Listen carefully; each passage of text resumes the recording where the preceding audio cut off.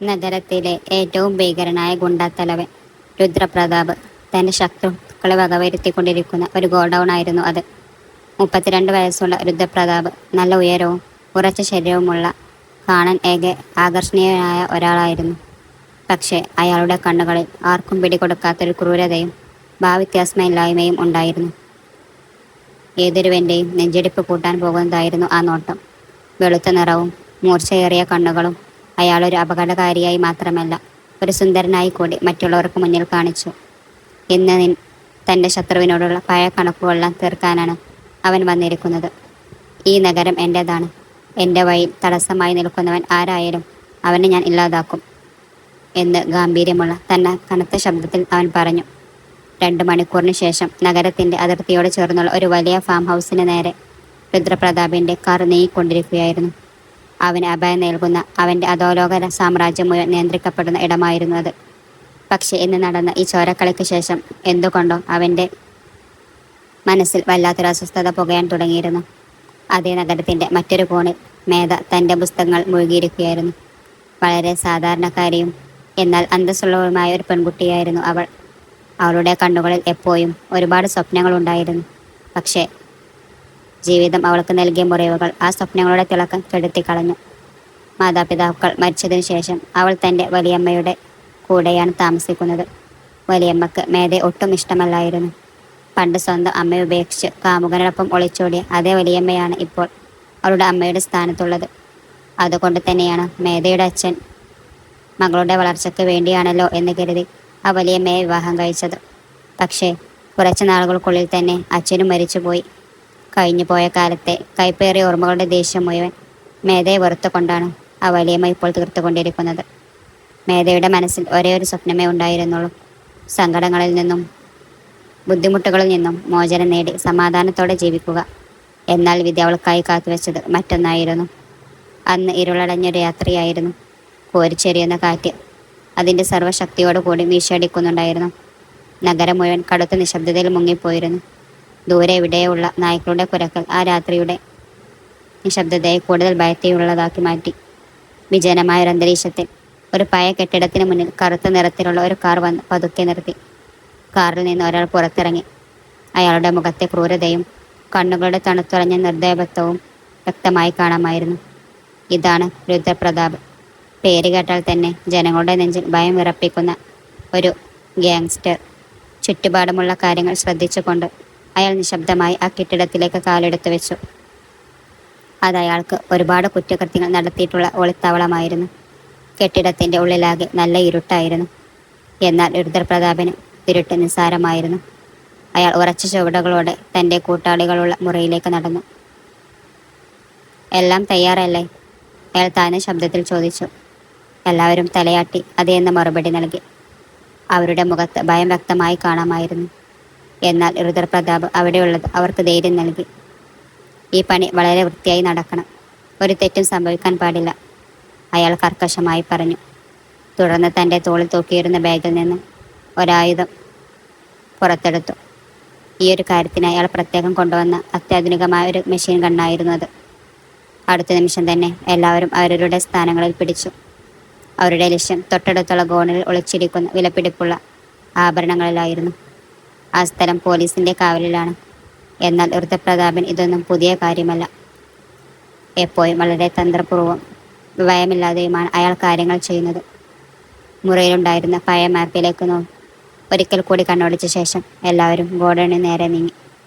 നിലത്ത് പതിക്കുന്ന അവരുടെ കാലടികളുടെ ശബ്ദം കേട്ടാൽ അത് മരണത്തിന്റെ പടഹധ്വനി പോലെയായിരുന്നു. അവർ ആ ഗോഡൌണിനടുത്തെത്തി. രുദ്രപ്രതാപ് തൻ്റെ കൈകൊണ്ട് ആംഗ്യം കാണിച്ച് എല്ലാവരോടും അവിടെ തന്നെ നിൽക്കാൻ പറഞ്ഞു. അവൻ മാത്രം പതിയെ മുന്നോട്ട് നീങ്ങി ചുറ്റുപാടും ഒന്ന് നിരീക്ഷിച്ചു. അവിടെ 2 പോലീസുകാർ പരസ്പരം സംസാരിച്ചു കൊണ്ട് കാവൽ നിൽക്കുന്നുണ്ടായിരുന്നു. രുദ്രപ്രതാപ് തൻ്റെ പോക്കറ്റിൽ നിന്ന് ലൈസൻസ് ഘടിപ്പിച്ച പിസ്റ്റൾ പുറത്തെടുത്തു. ശബ്ദമുണ്ടാകാതെ പിറകിലൂടെ അവരുടെ അടുത്തേക്ക് നീങ്ങി. ഒരു നിമിഷം തോക്കിൽ നിന്ന് വെടിയുണ്ട പാഞ്ഞു. 2 പോലീസുകാരും തൽക്ഷണം നിലംപതിച്ചു. ഉടൻ തന്നെ അവൻ്റെ ആളുകൾ മുന്നോട്ട് വന്ന് ആ മൃതദേഹങ്ങൾ അവിടെ നിന്ന് വലിച്ചു മാറ്റി. ഇപ്പോൾ അങ്ങോട്ടേക്കുള്ള വഴി പൂർണ്ണമായും ക്ലിയറായി. വേഗം ചെയ്യും, സമയം കളയരുത്, രുദ്രപ്രതാപ് പതിഞ്ഞ ശബ്ദത്തിൽ അവരോട് നിർദ്ദേശിച്ചു. അവർ ആ ഗോഡൌണിലേക്ക് കാലെടുത്ത് വെച്ചപ്പോൾ അവിടെ നല്ല ഇരുട്ടും നിശബ്ദതയുമായിരുന്നു. ഒരു വലിയ ഹാളിൽ സാധനങ്ങളെല്ലാം കൂട്ടിയിരിക്കുന്നത് കണ്ടു. രുദ്രപ്രതാപ് തൻ്റെ ആളുകൾക്ക് വീണ്ടും ആംഗ്യം കാണിച്ചു. എല്ലാവരും വേഗത്തിൽ അവരുടെ പണികളിലേക്ക് കടന്നു. ഒരാൾ വാതിലിനടുത്ത് കാവൽ നിന്നപ്പോൾ മറ്റുള്ളവർ സാധനങ്ങൾ അടങ്ങിയത് അഴിക്കാൻ തുടങ്ങി. പെട്ടെന്നാണ് ഗോഡന്റെ ഉള്ളിൽ നിന്നും ഒരു ശബ്ദം കേട്ടത്. തങ്ങൾ ഇവിടെയുള്ളത് ആരോ തിരിച്ചറിഞ്ഞു എന്ന് അവർക്ക് മനസ്സിലായി. രുദ്രപ്രതാപ് ഒട്ടും വൈകിപ്പിക്കാതെ തൻ്റെ തോക്കെടുത്തു ശബ്ദം കേട്ട ഭാഗത്തേക്ക് നീങ്ങി. അവിടെ ഒരു സെക്യൂരിറ്റി ഗാർഡ് പേടിച്ചു വിറച്ചു നിൽക്കുന്നുണ്ടായിരുന്നു. നീ ഒന്നും കണ്ടിട്ടില്ല, ഒന്നും കേട്ടിട്ടുമില്ല. രുദ്രപ്രതാപിൻ്റെ കണ്ണുകളിൽ ദേഷ്യം ഇരച്ചു കയറി. ആ സെക്യൂരിറ്റി ഗാർഡ് പേടിയോടെ തലയാട്ടി. പക്ഷേ രുദ്രപ്രതാപ് അവനെ ബോധം കെടുക്കത്തവണ്ണം ശക്തമായൊരു പഞ്ച് കൊടുത്തു. അയാൾ താഴേക്ക് വീണു. വേഗം തീർക്ക്, അവൻ ഉറക്കെ പറഞ്ഞു. അടുത്ത ക്ഷണത്തിൽ തന്നെ അവർ വിലപിടിപ്പുള്ള ആഭരണങ്ങളെല്ലാം ചാക്കുകളിലേക്ക് നിറച്ചു. പക്ഷേ കാര്യങ്ങൾ അവർ വിചാരിച്ചത്ര എളുപ്പമായിരുന്നില്ല. ഗോഡൌണിന് പുറത്ത് പെട്ടെന്ന് പോലീസ് വണ്ടികളുടെ സൈറൺ ശബ്ദം കേൾക്കാൻ തുടങ്ങി. ആരോ പോലീസിന് വിവരം ചോർത്തി നൽകിയിട്ടുണ്ടായിരുന്നു. നമുക്കിപ്പോൾ തന്നെ ഇവിടെ നിന്ന് രക്ഷപ്പെടണം, രുദ്രപ്രതാപ് ഉറപ്പിച്ചു. ഒടുവിൽ പോലീസുകാരെ മുഴുവൻ വലച്ചുകൊണ്ട് അവിടെ നിന്ന് എങ്ങനെയൊക്കെയോ അവർ വിജയകരമായി രക്ഷപ്പെട്ടു. അപ്പോൾ സമയം രാത്രിയുടെ 2 മണി. നഗരത്തിലെ തെരുവുകളെല്ലാം ജനശൂന്യമായി കിടന്നു. അന്തരീക്ഷം മുഴുവൻ വല്ലാത്തൊരു നിശബ്ദതയായിരുന്നു. ഏതോ വലിയൊരു കൊടുങ്കാറ്റിന് മുമ്പുള്ള ശാന്തത പോലെ തോന്നിപ്പിച്ചു. രുദ്രപ്രതാപ് ആ നഗരത്തിലെ തന്നെ ഏറ്റവും ക്രൂരനായ ഗ്യാങ്സ്റ്റർ. ശത്രുക്കൾ വളഞ്ഞപ്പോൾ പരിക്കേറ്റ് അവിടെ നിന്നും ജീവനും കൊണ്ട് ഓടുകയായിരുന്നു അവൻ. അവൻ്റെ ഷർട്ട് മുഴുവൻ ചോരയിൽ കുതിർന്നിരുന്നു. ശ്വാസമെടുക്കാൻ പോലും നന്നേ പാടുപെടുന്നുണ്ട്. പക്ഷെ അവൻ്റെ കണ്ണുകളിലെ ആ അഹങ്കാരത്തിന് മാത്രം ഒരു കുറവുമുണ്ടായിരുന്നില്ല. അതവനെ മറ്റുള്ള സാധാരണ മനുഷ്യരിൽ നിന്നും വേറിട്ട് നിർത്തി. രുദ്രപ്രതാപ് ഒരു ചെറിയ ഇടുങ്ങിയ വഴിയിൽ അഭയം തേടാൻ നോക്കി. അപ്പോഴാണ് അവൻ്റെ കണ്ണിൽ ഒരു ചെറിയ വെളിച്ചം വെട്ടിയത്. തൊട്ടുമുന്നിൽ ഒരു ചെറിയ വീട്, പഴയ ഇഷ്ടികൾ കൊണ്ട് പണിത ഒരു മതിൽ. അതിൻ്റെ വാതിലിനരികിൽ ഒരു മുല്ലച്ചെടിയും ഉണ്ടായിരുന്നു. പരിക്കുകൾ കാരണം ഒട്ടും വയ്യാത്ത അവസ്ഥയിൽ വേറെ വഴിയില്ലാത്തത് കൊണ്ട് അവൻ അവിടെ അഭയം തേടാൻ തീരുമാനിച്ചു. അവൻ വാതിലിൽ ശക്തിയായി മുട്ടി. വാതിൽ തുറക്കടാ, അവൻ ഉറക്കെ വിളിച്ചു പറഞ്ഞു. ഗാംഭീര്യമുള്ളതായിരുന്നു അവൻ്റെ ശബ്ദമെങ്കിലും വേദനയും തളർച്ചയും കാരണം അത് ചെറുതായി ഉറക്കുന്നുണ്ടായിരുന്നു. അതേസമയം അകത്ത് മേധ തൻ്റെ പുസ്തകം മാറ്റിവെച്ചു നോക്കി. അവൾ തൻ്റെ യൂണിവേഴ്സിറ്റി നോട്ട്സ് എഴുതിക്കൊണ്ടിരിക്കുകയായിരുന്നു. വാതിൽ കേട്ട ശക്തമായ മുട്ടൽ അവളെ അക്ഷരാർത്ഥത്തിൽ ഞെട്ടിച്ചു കളഞ്ഞു. ഭയം കാരണം അവളുടെ നെഞ്ചിടിപ്പ് വേഗത്തിലായി. രാത്രി സമയം, ചുറ്റും ഒരനക്കവുമില്ല. വലിയമ്മ ഇതിനകം തന്നെ മുറിയിലേക്ക് പോയി ഉറങ്ങിയിരുന്നു. ഈ സമയത്ത് ഇതാരായിരിക്കും? മേധ മനസ്സിൽ വിചാരിച്ചു. അവൾ പതുക്കെ വന്ന് വാതിലിൻ്റെ ഇടയിലൂടെ പുറത്തേക്ക് നോക്കി. പുറത്ത് തികച്ചും അപരിചിതനായ ഒരാൾ നിൽക്കുന്നു. നല്ല ഉയരമുള്ള ശരീരം, ക്രൂരത നിറഞ്ഞ കണ്ണുകൾ, മുഖത്താകെ ചോരപ്പാടുകൾ. അവൾ പേടിച്ച് 2 അടി പിന്നോട്ട് മാറി. ഞാൻ പറഞ്ഞില്ലേ വാതിൽ തുറക്കാൻ. പുറത്തു നിന്നുള്ള രുദ്രപ്രതാപിൻ്റെ ശബ്ദം കേട്ട് അകത്തിരുന്ന മേഘത ആകെ വിറച്ചുപോയി. നിങ്ങൾ ആരാണ്? ഈ സമയത്ത് ഇവിടെ എന്താണ് കാര്യം? വിറക്കുന്ന ശബ്ദത്തോടെ മേധ ചോദിച്ചു. ചോദ്യങ്ങളൊന്നും ചോദിക്കാതെ വാതിൽ തുറക്ക്, ഇല്ലെങ്കിൽ നിനക്ക് തന്നെയാവും കേട്. തോക്കെടുത്ത് വാതിലിന് നേരെ ചൂണ്ടിക്കൊണ്ട് രുദ്രപ്രതാപ് പറഞ്ഞു.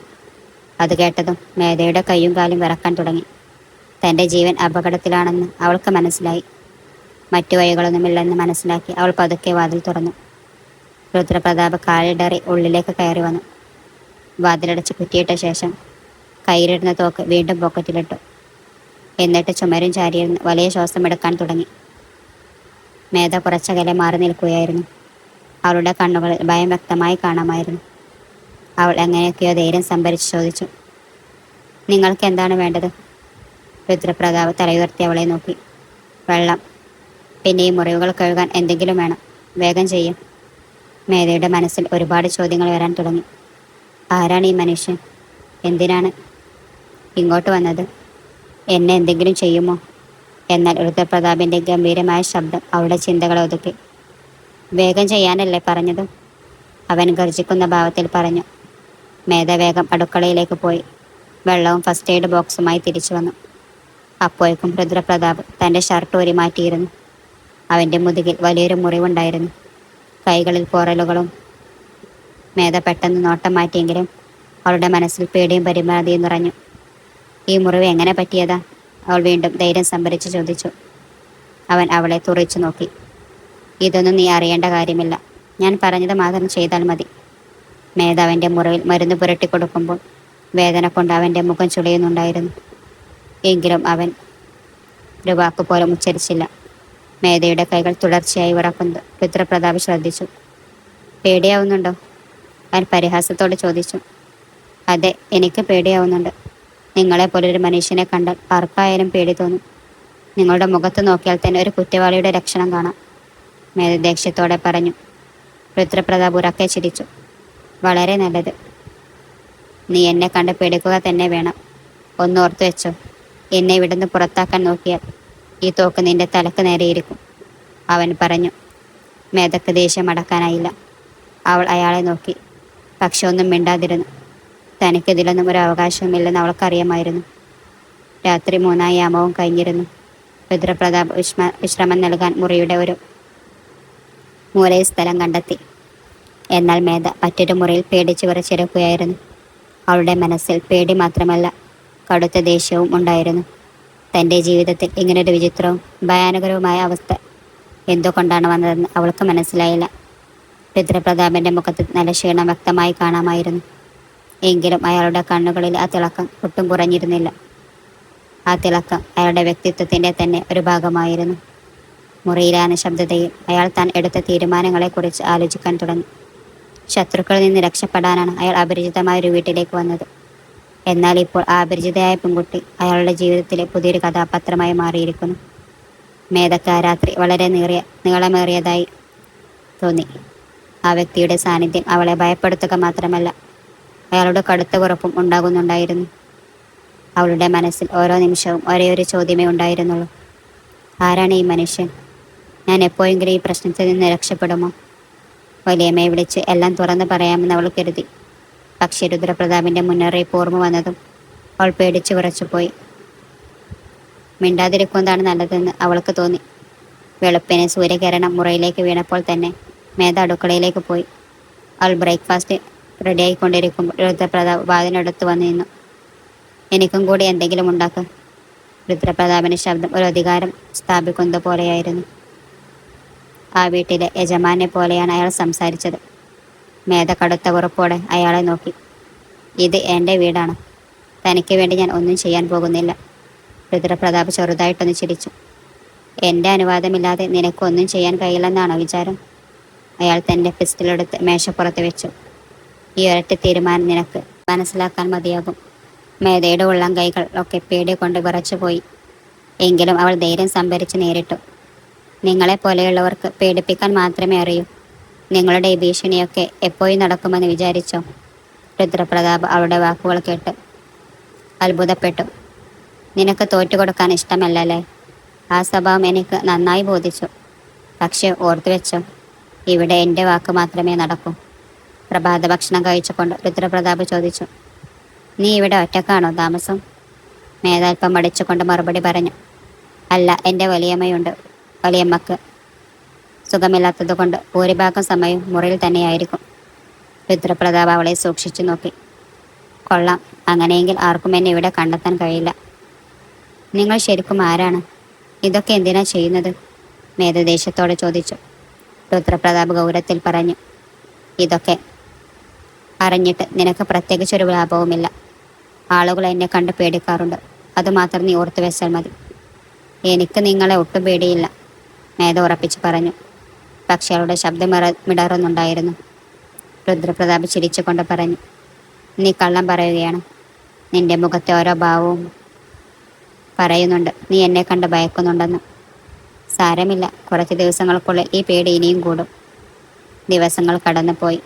രുദ്രപ്രതാപ് മേധയുടെ വീട് തന്നെ തൻ്റെ ഒളിത്താവളമാക്കി മാറ്റി. അധിക രാത്രിയിൽ മേധയ്ക്ക് ഓരോ നിമിഷവും അവളുടെ ജീവിതം ഒരു ഭാരമായി തോന്നി തുടങ്ങി.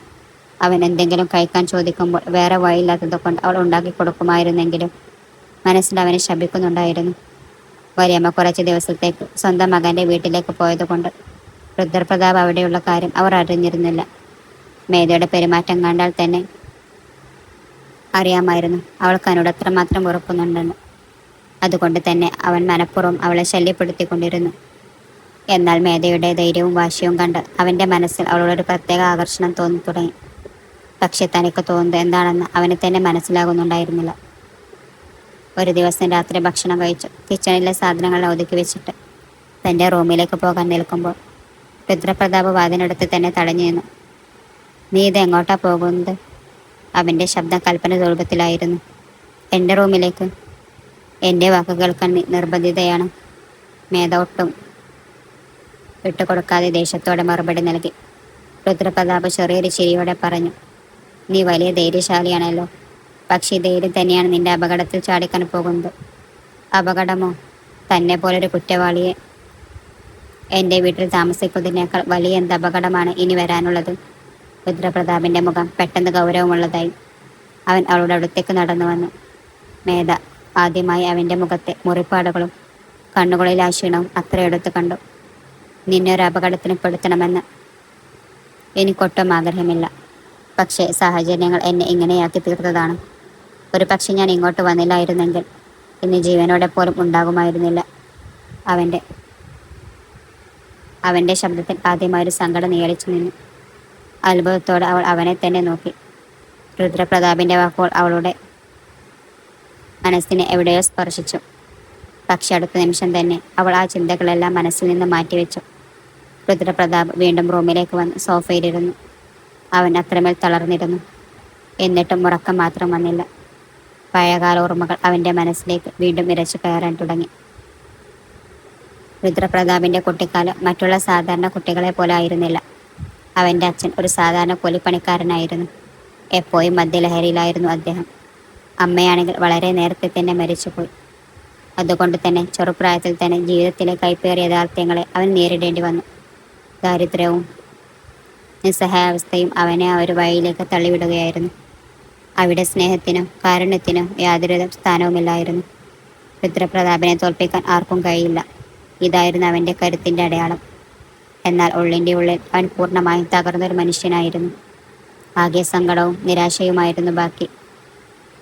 മറുവശത്ത് മേധ തൻ്റെ മുറിയിലിരുന്ന് ഈ മനുഷ്യനിൽ നിന്ന് എങ്ങനെ രക്ഷപ്പെടുമെന്ന് ആലോചിക്കുകയായിരുന്നു. അവളുടെ മനസ്സിൽ ഒരുപാട് പ്ലാനുകൾ വന്നെങ്കിലും രുദ്രപ്രതാപിൻ്റെ തോക്കിന് മുൻ അതൊക്കെ വെറുതെയാകുമെന്ന് അവൾക്ക് തോന്നി. ഈ മനുഷ്യൻ എൻ്റെ ജീവിതം തട്ടിയെടുക്കാൻ ഞാൻ സമ്മതിക്കില്ല. ഇവനെ എങ്ങനെയെങ്കിലും എൻ്റെ വീട്ടിൽ നിന്ന് ഇറക്കിവിടും, അവൾ മനസ്സിൽ ഉറപ്പിച്ചു. അടുത്ത ദിവസം രുദ്രപ്രതാപിൻ്റെ ശത്രുക്കൾ അവൻ ഒളിച്ചിരുന്ന സ്ഥലം കണ്ടുപിടിച്ചു. വാതിലുകളൊക്കെ അടക്കൂ, ആരും അകത്തേക്ക് വരരുത്. രുദ്രപ്രതാപ് ഗൗരവമുള്ള ശബ്ദത്തിൽ ഉറക്കെ വിളിച്ചു പറഞ്ഞു. എന്തോ വലിയൊരു അപകടം നേരിടാൻ അവൻ തയ്യാറായി കഴിഞ്ഞിരുന്നു. അവൻ ജനലിനടുത്ത് തോക്കും പിടിച്ച് പുറത്തേക്ക് സൂക്ഷ്മമായി നിരീക്ഷിച്ചു കൊണ്ടു നിന്നു. ഇവിടെ എന്തൊക്കെയായി നടക്കുന്നത്? ആരെങ്കിലും നിങ്ങളുടെ പുറകെ വരുന്നുണ്ടോ? മേധ പേടിയോടെയും പരിഭ്രമത്തോടെയും ചോദിച്ചു. അടുക്കള വാതിലിനടുത്ത് നിൽക്കുകയായിരുന്നു. അവളുടെ കണ്ണുകളിൽ ഭയം വ്യക്തമായിരുന്നു. ചോദ്യങ്ങളൊന്നും ചോദിക്കാതെ മിണ്ടാതിരിക്കും, രുദ്രപ്രതാപ് ദേഷ്യത്തോടെ മറുപടി നൽകി. അവൻ തലയാട്ടി വീണ്ടും ജനലിലൂടെ പുറത്തേക്ക് നോക്കാൻ തുടങ്ങി. ഇത് എൻ്റെ വീടാണ്. ഇവിടെ വന്ന് എൻ്റെ ജീവിതത്തെ അപകടത്തിലാക്കാൻ എനിക്ക് കഴിയില്ല, മേധ ദേഷ്യവും സഹായതയും കലർന്ന ശബ്ദത്തിൽ പറഞ്ഞു. അവൾ ചുരലിലേക്ക് ചാരി സുരക്ഷിതമായൊരിടത്തിനായി നോക്കുകയായിരുന്നു. നിന്റെ വീടോ? ഇപ്പോൾ ഇത് എൻ്റെ അഭയകേന്ദ്രമാണ്, രുദ്രപ്രതാപ് സോഫയിൽ ഇരുന്നു കൊണ്ട് പരിഹാസത്തോടെ പറഞ്ഞു. അവൻ്റെ കണ്ണുകൾ വാതിലിൽ തന്നെയായിരുന്നു. ഏതു നിമിഷവും ഉണ്ടാക്കാവുന്ന ഒരു ആക്രമണത്തെ നേരിടാൻ അവൻ ഒരുങ്ങിയിരുന്നു. നിങ്ങൾ കാരണം എൻ്റെയും വലിയമ്മയുടെയും ജീവൻ അപകടത്തിലായിരിക്കുകയാണ്, മേധ കരഞ്ഞുകൊണ്ട് പറഞ്ഞു. അവൾ ചുരുക്കരികിൽ തറയിലിരുന്നു കൈകൾ കൊണ്ട് മുഖം പൊത്തി. മിണ്ടാതിരിക്ക്, ഇല്ലെങ്കിൽ വെടിയുണ്ടെങ്കിൽ പുറത്തു മാത്രമല്ല ഈ അകത്തും പായും, രുദ്രപ്രതാപ് ഭീഷണിയുടെ സ്വരത്തിൽ പറഞ്ഞു. അവൻ തോക്കിൻ്റെ ലോക്ക് പരിശോധിച്ച ശേഷം പെട്ടെന്ന് തന്നെ സോഫയ്ക്ക് പിന്നിലായി നിലയുറപ്പിച്ചു. ചെറിയൊരു ശബ്ദം പോലും അവൻ അതീവ ജാഗരൂകനാക്കുന്നുണ്ടായിരുന്നു. പെട്ടെന്നാണ് പുറത്ത് വലിയൊരു സ്ഫോടനമുണ്ടായത്. രുദ്രപ്രതാപ് ജനലിൽ നിന്നും മാറി പെട്ടെന്ന് തന്നെ ചുവരരികിലേക്ക് ഒതുങ്ങിയിരുന്നു. പുകയും ശബ്ദവും കാരണം ആകെ പുകഞ്ഞ അന്തരീക്ഷമായി മാറി. അവൻ ഉടൻ തന്നെ തൻ്റെ കൂട്ടാളികളെ ഫോൺ ചെയ്ത് സഹായം അഭ്യർത്ഥിച്ചു. മിണ്ടാതിരിക്ക്, ജീവൻ വേണമെന്നുണ്ടെങ്കിൽ എന്തെങ്കിലും ഒരു മൂലക്ക് പോയി ഒളിച്ചോ, അവൻ ദേഷ്യത്തോടെ അവളോട് പറഞ്ഞു. അവൻ നിലത്ത് മുട്ടുകുത്തിയിരുന്ന് തോക്കുവാതിലിന് നേരെ ചൂണ്ടിപ്പിടിച്ചു. അല്പസമയത്തിന് ശേഷം ആ വെടിയൊച്ചകൾ നിലച്ചു. രുദ്രപ്രതാപ് എഴുന്നേറ്റ് തോക്ക് തോളിൽ തൂക്കി ചുറ്റുമുള്ള സാഹചര്യങ്ങൾ വിലയിരുത്തി അവനൊരു ദീർഘശ്വാസമെടുത്ത് സ്വയം ഒന്ന് നിയന്ത്രിക്കാനെന്ന വണ്ണം തലയൊന്ന് കുലുക്കി. ഈ അപകടം നിനക്ക് വേണ്ടിയല്ല, എനിക്ക് നേരെ വന്നതാണ്. പക്ഷേ ഇപ്പോൾ നീയും ഇതിൽ പെട്ടുപോയി, അവൻ കടുത്ത ക്ഷീണത്തോടെ പറഞ്ഞു. തുടർന്ന് അവൻ സോഫയിലേക്ക് തളർന്നിരുന്നു.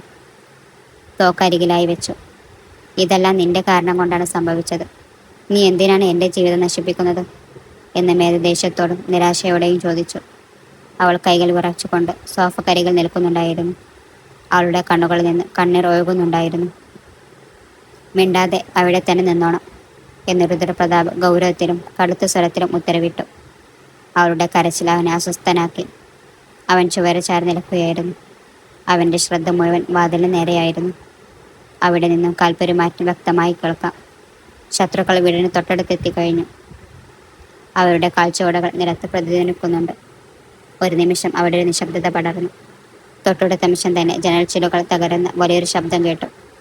രുദ്രപ്രതാപ് ഉടൻ തന്നെ നിലത്തു കിടന്ന് തോക്ക് തയ്യാറാക്കി പിടിച്ചു. ഈ സ്ഥലം ഇനി നമുക്ക് സുരക്ഷിതമല്ല. നമ്മൾ ഇപ്പോൾ തന്നെ ഇവിടെ നിന്ന് മാറണം, അവൻ പതിഞ്ഞ ശബ്ദത്തിൽ പറഞ്ഞു. പക്ഷെ ആ വാക്കുകൾ പരിഭ്രാന്തിയും ആകുലതയും വ്യക്തമായിരുന്നു. അവൻ നിലത്തു കുഴഞ്ഞ് ചുമരിൻ്റെ മൂലയിൽ ഒതുങ്ങിക്കൂടിയിരിക്കുന്ന മേധയുടെ അടുത്തേക്ക് ചെന്നു. ഞാൻ എങ്ങോട്ടുമില്ല, ഇത് എൻ്റെ വീടാണ്, മേധ കണ്ണീരോടെയും ദേഷ്യത്തോടെയും പറഞ്ഞു. പേടി കാരണം അവളുടെ ശരീരം വിറക്കുന്നുണ്ടായിരുന്നെങ്കിലും വാക്കുകളിൽ നല്ല ഉറപ്പൊന്നുണ്ടായിരുന്നു. നിനക്ക് ജീവനോടെ ഇറക്കണമെങ്കിൽ ഞാൻ പറയുന്നത് കേൾക്കണം, രുദ്രപ്രതാപ് ദേഷ്യത്തോടെ വിളിച്ചു പറഞ്ഞു. അവൻ പെട്ടെന്ന് എഴുന്നേറ്റ് മുറിയുടെ മറ്റൊരു മൂലയിലേക്ക് ഒളിക്കാനായി ഓടി. കൃത്യം അതേ സമയത്ത് തന്നെ വീടിൻ്റെ പുറത്തെ ചുവരിനടുത്ത് വലിയൊരു സ്ഫോടനം നടന്നു. ചുവരിൻ്റെ ഒരു ഭാഗം തകർന്നു വീഴുകയും പുകയും പൊടിയും ആ മുറിയിലേക്ക് പടരുകയും ചെയ്തു. തോക്കിൽ നിന്നുള്ള വെടിവെച്ചുകൾ ആ അന്തരീക്ഷത്തെ കൂടുതൽ ഭയാനമാക്കി മാറ്റി. രുദ്രപ്രതാപ് വേഗത്തിൽ മേധയുടെ അടുത്തേക്ക് തിരിച്ചു വന്നു. അവളുടെ കയ്യിൽ പിടിച്ച് എഴുന്നേൽപ്പിച്ചുകൊണ്ട് അടുക്കളയ്ക്ക് പിന്നിലുള്ള ചെറിയ വാതിലിന് നേരെ കൂട്ടിക്കൊണ്ടു പോകാൻ തുടങ്ങി. ഇവിടെ നിന്ന് പോകണം മേധ, വേഗം. സമയം കളയാൻ ഒട്ടും തന്നെ വകുപ്പില്ലായിരുന്നു. വേണ്ട, ഞാൻ എങ്ങോട്ടും വരില്ല, മേധ ദേഷ്യത്തോടും നിരാശയോടും കൂടി പറഞ്ഞു. പക്ഷേ രുദ്രപ്രതാപ് സ്നേഹപൂർവ്വം അവളുടെ കയ്യിൽ പിടിച്ച് പുറത്തേക്ക് കൊണ്ടുപോകാൻ ശ്രമിച്ചു. വീടിന് പുറത്ത് ശത്രുക്കൾ പൂർണ്ണമായും വളഞ്ഞിട്ടുന്നുണ്ടായിരുന്നു. ഒരു വശത്ത് നിന്ന് വെടിയുണ്ടകൾ മഴ പോലെ പെയ്യുന്നു. മറുവശത്ത് ഒരു വാഹനത്തിൻ്റെ എഞ്ചിൻ ശബ്ദം വേഗത്തിൽ അടുത്തേക്ക് വരുന്നുണ്ടായിരുന്നു. രുദ്രപ്രതാപ് പെട്ടെന്ന് നിന്നു. ചുറ്റുമുള്ള സാഹചര്യങ്ങൾ വിലയിരുത്തിയ ശേഷം അവൻ മേധയെ ചുവരിൻ്റെ വശത്തേക്ക് തള്ളി മാറ്റി ഒളിപ്പിച്ചു. ഇവിടെ തന്നെ ഒളിച്ചിരിക്കും, ഒട്ടും അനങ്ങരുത്, അവൻ ശാന്തമായിട്ടാണെങ്കിലും കടുത്ത സ്വരത്തിൽ പറഞ്ഞു. അതിനുശേഷം അവൻ പുറത്തേക്ക് വന്ന് ഒരു നിലയുറപ്പിച്ചുകൊണ്ട് ആ വെടിവെപ്പിനെ തിരിച്ചടിക്കാൻ തുടങ്ങി. അവൻ്റെ തോക്കിൽ നിന്നും പാഞ്ഞു വന്ന വെടിയുണ്ടകൾ ശത്രുക്കൾ ഭയം നിറച്ചു.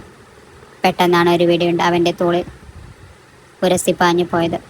അവൻ ഒരു നിമിഷം ഒന്ന് കാലിടറിയെങ്കിലും പെട്ടെന്ന് തന്നെ സ്വയം വീണ്ടെടുത്തു. ഇതിനൊരു അവസാനം എന്നാണ് എന്ന് രുദ്രപ്രതാപ് പതിയെ സ്വയം പെറുപുറത്തു. വെടിവെച്ചുകൾക്കിടയിൽ അവൻ്റെ ശ്വാസമെടുപ്പ് വേഗത്തിലായിക്കൊണ്ടിരുന്നു. കുറച്ച് സമയത്തിനകം അവൻ്റെ ആളുകൾ അവിടെ എത്തി. അവർ ശത്രുക്കളെ ആക്രമിച്ചു, വഴി തെളിയിച്ചു. രുദ്രപ്രതാപ് ഓടിച്ചെന്ന് വീണ്ടും മേധയുടെ അടുത്തെത്തി. അവൾ അപ്പോഴും ഭയന്ന് വിറച്ച് ചുവരിനരികെ ചുരുണ്ടുകൂടിയിരിക്കുകയായിരുന്നു. നമുക്കിപ്പോൾ തന്നെ ഇവിടുന്ന് പോകണം എന്ന് രുദ്രപ്രതാപ് തളർച്ചയോടെങ്കിലും ഉറച്ച തീരുമാനത്തോടെ പറഞ്ഞു. അവൻ മേധയുടെ കയ്യിൽ ബലമായി പിടിച്ച് പുറത്തേക്ക് കൂട്ടിക്കൊണ്ടുപോയി. പുറത്തും അന്തരീക്ഷം വെടിവെച്ചുകൾ മുഖരിതമായിരുന്നു. എങ്കിലും അവരിരുവരും സുരക്ഷിതമായ ഒരു സ്ഥലത്തേക്ക് ഓടുകയായിരുന്നു. രുദ്രപ്രതാപിൻ്റെ മുഖം വിയർപ്പും ചോരയും കൊണ്ട് നിറഞ്ഞിരുന്നു. പക്ഷെ അവൻ്റെ ശ്രദ്ധ മുഴുവൻ ഒരേയൊരു കാര്യത്തിലായിരുന്നു. അത് മേധയുടെ സുരക്ഷയായിരുന്നു. ശത്രുക്കളും വെടിവെപ്പും തുടങ്ങിയിരുന്നു. ഒരു വെടിയുണ്ട അവരുടെ തൊട്ടടുത്തു കൂടെ പാഞ്ഞ് ചുവരിലേക്ക് തറച്ചു കയറി. മേധ ഭയന്ന് നിലവിളിച്ചെങ്കിലും രുദ്രപ്രതാപ് പെട്ടെന്ന് തൻ്റെ കൈകൊണ്ട് അവരുടെ വായ പൊത്തിപ്പിടിച്ചു. മിണ്ടാതിരിക്കും, ഇല്ലെങ്കിൽ നമ്മൾ രണ്ടുപേരും കൊല്ലപ്പെടും, അവൻ കടുത്ത സ്വരത്തിൽ പറഞ്ഞു. എങ്കിലും അവൻ്റെ മുഖത്ത് മേധയെക്കുറിച്ചുള്ള ആശങ്ക വ്യക്തമായിരുന്നു. അപ്പോഴാണ് വലിയൊരു സ്ഫോടനം കൂടി ഉണ്ടായത്. കെട്ടിടത്തിൻ്റെ മുകളിലത്തെ നില കുലുങ്ങി വിറച്ചു. അവശിഷ്ടങ്ങൾ അവരുടെ തൊട്ടടുത്ത് പതിച്ചു. പുകയും പൊടിയും കാരണം കാഴ്ചകളെല്ലാം മങ്ങിത്തുടങ്ങി. രണ്ടുപേരും നിലത്തേക്ക് വീണു. മേധയെ രക്ഷിക്കാൻ രുദ്രപ്രതാപ് തൻ്റെ ശരീരം കൊണ്ട് അവളെ മൂടിപ്പിടിച്ചു. അവർ നമ്മൾ ജീവിക്കാൻ അനുവദിക്കില്ല, മേധ ഭയന്ന് വിറക്കുന്ന ശബ്ദത്തോടെ പറഞ്ഞു. അവളുടെ കണ്ണുകൾ നിറയുന്നുണ്ടായിരുന്നു. ഞാൻ കൂടെയില്ലേ, ഒന്നും സംഭവിക്കില്ല എന്ന് രുദ്രപ്രതാപ് ശാന്തമായി അവൾക്ക് ധൈര്യം പകർന്നുകൊണ്ട് പറഞ്ഞു. ഇതാണ് പറ്റിയ അവസരം, നമുക്ക് പോകാം എന്ന് രുദ്രപ്രതാപ് വേഗത്തിൽ പറഞ്ഞുകൊണ്ട് മേധയുടെ കൈ പിടിച്ചോടി. ശത്രുക്കളുടെ വെടിവെപ്പ് അപ്പോഴും തുടരുന്നുണ്ടായിരുന്നു. എന്നാൽ അവർ രണ്ടുപേരും ആളൊഴിഞ്ഞ ഇടവഴിയിലൂടെ സുരക്ഷിതമായ ഒരു സ്ഥലത്തേക്ക് നീങ്ങുന്നുണ്ടായിരുന്നു. മേധയുടെ മുഖമാകെ പൊടിയും കണ്ണീരും കൊണ്ട് നിറഞ്ഞിരുന്നു. ഹൃദയം വേഗത്തിൽ ഇടിക്കുന്നുണ്ടായിരുന്നു. എന്നാൽ ഈ സമയത്ത് തനിക്ക് രുദ്രപ്രതാപനെ മാത്രമേ വിശ്വസിക്കാൻ കഴിയൂ എന്ന് അവൾക്കറിയാമായിരുന്നു. "ഇനിയിപ്പോൾ എന്താ ചെയ്യുക?" മേഘ തളർച്ചയോടെ ചോദിച്ചു. "ഇതെല്ലാം അവസാനിക്കുന്നതുവരെ നമ്മൾ എവിടെയെങ്കിലും ഒന്നിരിക്കണം," രുദ്രപ്രതാപ് ക്ഷീണത്തോടെ പറഞ്ഞുകൊണ്ട് തിരിഞ്ഞു നോക്കി. അവിടെ അപ്പോഴും സ്ഫോടനങ്ങളുടെ വെളിച്ചം ഇരുട്ടിനെ കീറിമുറിക്കുന്നുണ്ടായിരുന്നു. അവൻ അവസാനമായി ഒരിക്കൽ കൂടി പുറകോട്ട് നീങ്ങി. ആ ഇടവയിലൂടെ അറ്റത്തെത്തിയപ്പോഴേക്കും ചുറ്റുപാട് നിശബ്ദമായി കഴിഞ്ഞിരുന്നു. സ്ഫോടനങ്ങളുടെയും വെടിവെപ്പിന്റെയും ശബ്ദങ്ങൾ വളരെ ദൂരെയായി പോയിരുന്നു. അവർ രണ്ടുപേരും വളരെ വേഗത്തിൽ പഴയതും ജീർണത്തിലുമായ ഒരു കെട്ടിടത്തിലേക്ക് കയറി. കുറച്ചുനേരം അഭയം പ്രാപിക്കാൻ അത് തന്നെ പറ്റിയ ഇടമായിരുന്നു. "ഇവിടെ നിൽക്ക്," മേധയുടെ ഒരു മൂലയിലിരിക്കാൻ അവൻ ആംഗ്യം കാണിച്ചു. "ഇതൊക്കെ എപ്പോഴാണ് അവസാനിക്കുക? എനിക്ക് നടക്കാൻ വയ്യ," മേധ കടുത്ത ക്ഷീണത്തോടെയും നിരാശയോടെയും പറഞ്ഞ് നിലത്തിരുന്നു കൈകൾ വീശി. "കുറച്ചു സമയം നമ്മൾ അങ്ങനെ തന്നെ ഇരിക്കണം. പുറത്തു പോകുന്നത് അപകടമാണ്," രുദ്രപ്രതാപ് തല താഴ്ത്തി പറഞ്ഞു. ഏതാനും നിമിഷങ്ങൾ കടന്നുപോയി. ഇപ്പോൾ അവൻ തൻ്റെ ഫോണെടുത്ത് ഒരാൾക്ക് നിർദ്ദേശങ്ങൾ നൽകാൻ തുടങ്ങി. "എല്ലാ വഴികളും ക്ലിയറാക്ക്. നമ്മൾ എത്രയും പെട്ടെന്ന് ഇവിടെ നിന്ന് മാറണം." ഗൗരവമാറിയതായിരുന്നു അവരുടെ ശബ്ദം. എന്തു വന്നാലും മേധയുടെ സുരക്ഷയ്ക്ക് ഒരു കുറവും വരാൻ പാടില്ലെന്ന് അയാൾ ഉറപ്പിച്ചിരുന്നു. കുറച്ചു കഴിഞ്ഞപ്പോൾ ഒരു കാറിൻ്റെ ഹോൺ ശബ്ദം കേട്ടു. രുദ്രപ്രതാപ് പെട്ടെന്ന് എഴുന്നേറ്റ് മേധയോട് എഴുന്നേൽക്കാൻ ആംഗ്യം കാണിച്ചു. "വാ, കാറ് വന്നിട്ടുണ്ട്," അയാൾ ക്ഷീണത്തോടെങ്കിലും ഒരു ചെറു സംതൃപ്തിയോടെ പറഞ്ഞു. "ഞാൻ എന്തിനാ നിങ്ങളെ വിശ്വസിക്കുന്നത്?" മേധ മടിയോടെ ചോദിച്ചു. എങ്കിലും അവളുടെ കാലുകൾ അറിയാതെ തന്നെ രുദ്രപ്രതാപിന് പിന്നാലെ നീങ്ങുന്നുണ്ടായിരുന്നു. "ഇത് ചോദ്യങ്ങൾ ചോദിക്കേണ്ട സമയമല്ല, ജീവൻ രക്ഷിക്കേണ്ട സമയമാണ്," രുദ്രപ്രതാപ് കുറച്ച് ദേഷ്യത്തിലും ധൃതിയിലുമായി മറുപടി നൽകി. അയാൾ കാറിനടുത്തേക്ക് വന്നു. രണ്ടുപേരും കാറിൽ കയറി. കാറ് വേഗത്തിൽ ഇരുണ്ട റോഡിലൂടെ മുഖം കുതിച്ചു. അവളുടെ മുഖത്ത് ഭയം നീലിച്ചിരുന്നു. രുദ്രപ്രതാപ് അവളെ തൻ്റെ ഫാം ഹൗസിലേക്കാണ് കൂട്ടിക്കൊണ്ടുപോയത്. അത് വളരെ മനോഹരവും അത്ഭുതപ്പെടുത്തുന്നതുമായ ഒന്നായിരുന്നു. മേധയുടെ കണ്ണുകളിൽ അറിയാതെ ഒരു തിളക്കം മിന്നിമറഞ്ഞു. രുദ്രപ്രതാപ് അത് ശ്രദ്ധിക്കുകയും ചെയ്തു. "ഞാൻ എത്രനാൾ നിങ്ങളുടെ ഈ വീട്ടിൽ കഴിയണം? നിങ്ങളുടെ കാരണം കൊണ്ടാണ് എൻ്റെ വീട് തകർന്നതും വെന്തു വെണ്ണീറായതും," മേധ ദേഷ്യത്തോടെ പറഞ്ഞു. വിജനമായ വീട്ടിൽ അയാളോടൊപ്പം കഴിയാൻ അവൾക്കൊട്ടും താല്പര്യമില്ലായിരുന്നു. അവളുടെ മനസ്സ് നിറയെ വലിയമ്മയെക്കുറിച്ചുള്ള ആശങ്കയിലായിരുന്നു. വലിയമ്മ എപ്പോൾ വേണമെങ്കിലും വീട്ടിലേക്ക് മടങ്ങി വരാം. വീട്ടിൽ തന്നെയോ കാണാതാകുമ്പോൾ അവർ എത്രമാത്രം പരിഭ്രാന്തിയാകുമെന്നും വീടിൻ്റെ അവസ്ഥ കണ്ട് എത്രത്തോളം ഞെട്ടിപ്പോകുമെന്നും ഓർത്ത് അവൾ ഭയന്നു. കാരണം ആ വീട് മാത്രമായിരുന്നു അവളുടെ ഏക ആശ്രയം. രുദ്രപ്രതാപിനോട് മേധക്ക് കടുത്ത വെറുപ്പ് തോന്നി. അയാൾ വന്നതോടെ അവളുടെ ജീവിതം അപകടത്തിലായെന്ന് മാത്രമല്ല, അവൾക്കുണ്ടായിരുന്ന ഏക അഭയസ്ഥാനം കൂടി ഇല്ലാതായി. "നീ പരിഭ്രാന്തിയാകണ്ട. നിനക്കുണ്ടായ എല്ലാ നഷ്ടങ്ങളും ഞാൻ നികത്തിത്തരാം. തൽക്കാലം ഈ ഫാം ഹൗസിൽ തന്നെ കുറച്ച് ദിവസം കഴിഞ്ഞു കൂടണം. എൻ്റെ അനുവാദമില്ലാതെ നീ ഇവിടുന്ന് ഒരടി പുറത്ത് വെച്ചാൽ ഈ തോക്കിലെ ഉണ്ടകളെല്ലാം നിന്റെ നെഞ്ചിലേക്ക് ഞാൻ ഇറക്കും," രുദ്രപ്രതാപ് തൻ്റെ പതിവ് കടുത്ത സ്വരത്തിൽ ഭീഷണിയോടെ പറഞ്ഞു. മേധന സഹേദത്തോടെ തല താഴ്ത്തി. "എതിരെയുള്ള മുറി ഒഴിഞ്ഞു കിടക്കുകയാണ്. നിനക്ക് അവിടെ കഴിയാം," എന്ന് ആജ്ഞാപിച്ചുകൊണ്ട് അയാൾ പുറത്തേക്ക് നടന്നു. മേധക്ക് വേറെ വഴിയില്ലാത്തതിനാൽ നിശബ്ദയായ ആ മുറിയിലേക്ക് നടന്നു. രാത്രിയെ നിശബ്ദതയിൽ രുദ്രപ്രതാപ് ആരോടും പറയാതെ ഫാം ഹൗസിൽ നിന്നും പുറത്തിറങ്ങി. ശത്രുക്കളുമായുള്ള പഴയ കണക്കുകൾ തീർക്കാനുള്ള സമയമെടുത്തുവെന്ന് അയാൾക്കറിയാമായിരുന്നു. ഈ പോരാട്ടത്തിൽ ഒറ്റക്ക് പോകാനായിരുന്നു അയാളുടെ തീരുമാനം. അയാളുടെ മനസ്സിൽ പ്രതികാരത്തിൻ്റെ തീപ്പൊരി ആളിക്കത്തുന്നുണ്ടായിരുന്നു. ആ തീ അണക്കണമെങ്കിൽ ശത്രുക്കളെ വേരോടെ പെയ്തെറിയുകയല്ലാതെ മറ്റൊരു മാർഗവുമില്ലായിരുന്നു. അയാളുടെ കാർ അതിവേഗത്തിൽ നഗരാതിർത്തിയിലുള്ള വിജനമായ പ്രദേശത്തേക്ക് കുതിച്ചു പാഞ്ഞു. അവിടെയുണ്ടായിരുന്ന ശത്രുക്കളുടെ ഒളിത്താവളം. വഴിയിലുടനീളം അയാളുടെ ചിന്തകൾ പ്രതികാരത്തെക്കുറിച്ച് മാത്രമായിരുന്നു. ശത്രുക്കൾ തൻ്റെ കയ്യിൽ നിന്ന് തട്ടിയെടുത്തെല്ലാം തിരികെ പിടിക്കണമെന്ന് അയാൾ ഉറപ്പിച്ചു. ശൂന്യമായ ഗോഡൌണിന് മുന്നിൽ കാർ വന്നു നിന്നു. രുദ്രപ്രതാപ് കാറിൽ നിന്നിറങ്ങി വേഗത്തിൽ ഗോഡൌണിന് നേരെ നടന്നു. അയാളുടെ കാൽ പെരുമാറ്റം കേട്ടതും ശത്രുക്കൾ ജാഗരൂകരായി. ഗോഡൌണിനുള്ളിൽ പെട്ടെന്നൊരു വിചിത്രമായ നിശബ്ദത പടർന്നു. ഒരു നിമിഷം അവരുടെ കണ്ണുകളിൽ ഭയവും അത്ഭുതവും മിന്നിമറഞ്ഞു. രുദ്രപ്രതാപ് ഇത്ര പെട്ടെന്ന് തങ്ങളുടെ മുന്നിൽ എങ്ങനെ പ്രത്യക്ഷപ്പെട്ടു എന്ന് അവർക്ക് മനസ്സിലായില്ല. "നിങ്ങൾക്കൊരിക്കലും ഇത് ഊഹിക്കാൻ പോലും കഴിയില്ല. ഇന്നിതിന് നിങ്ങൾ വലിയ വില കൊടുക്കേണ്ടി വരും," എന്ന് രുദ്രപ്രതാപ് ഗർജിച്ചതും ശത്രുക്കളുടെ ശരീരം ഭയം കൊണ്ട് വിറക്കാൻ തുടങ്ങി. അയാളുടെ കണ്ണുകൾ ദേഷ്യം കൊണ്ട് ചുവന്നു തൊടുത്തിരുന്നു. "ഇനി ഇവരാരും ഇവിടെ നിന്ന് ജീവനോടെ ഒത്തുപോകില്ലെന്ന് അയാൾക്കുറപ്പായിരുന്നു. അതിനിടെ ഒരു ശത്രു തോക്കെടുത്ത് വെടിവെക്കാൻ തുനിഞ്ഞു. എന്നാൽ രുദ്രപ്രതാപ് വളരെ സമർത്ഥമായി അതിൽ നിന്നും ഒഴിഞ്ഞുമാറി. അയാളുടെ കയ്യിൽ നിന്ന് തോക്ക് പിടിച്ചു വാങ്ങി. തൊട്ടടുത്ത ക്ഷണം തന്നെ ആ ശത്രുവിൻ്റെ മേലേക്ക് ചാടി വീണു. കഴുത്തിന് കുത്തിപ്പിടിച്ച് നിലത്തേക്ക് ഒരൊറ്റ ഇടി വെച്ചു കൊടുത്തു. നിന്റെ മരണം നിന്റെ മുന്നിൽ വന്ന് നിൽക്കുകയാണ്. നിങ്ങളിൽ ഒരാൾ പോലും ഇവിടെ നിന്ന് ജീവനോടെ മടങ്ങില്ല എന്ന് രുദ്രപ്രതാപ് ക്രൂരമായൊരു ചിരിയോടെ പറഞ്ഞു.